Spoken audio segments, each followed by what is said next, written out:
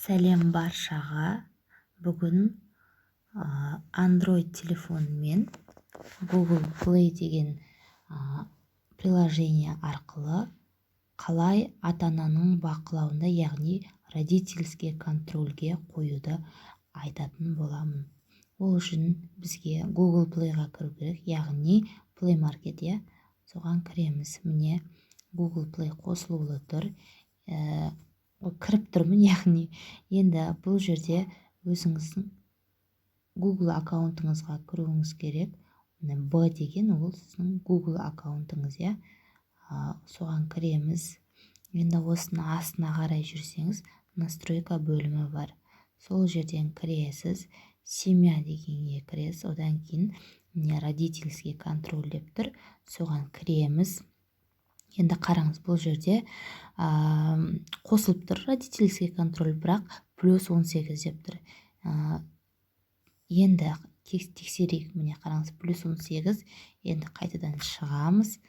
Енді TikTok-қа кіреміз. Міне TikTok скачать етуге болады. Міне қараңыз, етіліп жатыр. Енді атмен жасай салайын. Енді қайтадан кіреміз.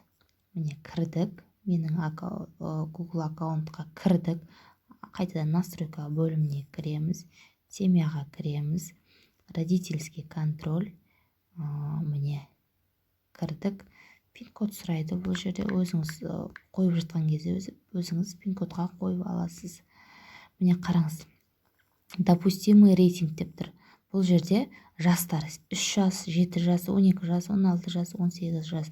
Жаңа 18 жастап тұр. Міне птичка болып тұр. Енді сізге, мысалы, маған 3 жас керек. 3 жасты басасыз. Міне, закрыть басасыз. Енді сохранить дегенді басамыз. Міне тек 3 жасқа дейінгі балаларға ғана көруге болатын заттар шығады. Енді тексереміз. TikTok. Міне қараңыз. Скачивание запрещено настройками родительского контроля деп тұр. Значит, мына жерде TikTok-қа кіруге болмайды. Запрещено деп тұр. Міне осылай сіз Google Play бөлімін, приложениені ата-ананың бақылауында етуге болады. Яғни балаңыз қалаған ойындарын скачать ете алмайды. Достар, менің айтқан ақпаратым ұнаса, лайк басып, комментарий жазуды ұмытпаңыз. Және менің парақшама тіркеліңіз. Келесі кездескенше сау болыңыздар. Жолыққанша сау болыңыздар.